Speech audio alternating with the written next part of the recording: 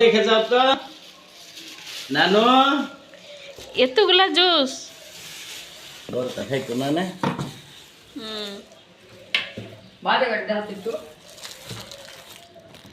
এটা কি শাক থালা নিয়েও ইয়াতে লুচি ও খালফার করছে আর আমি খেতে শাকটি মনকে তোমার মায়ের বাড়িতে ছিল না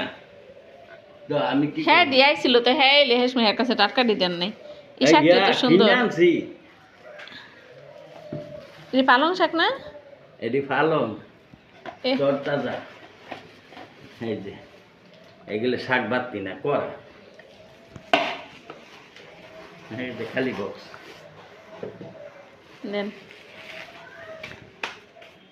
এটা কি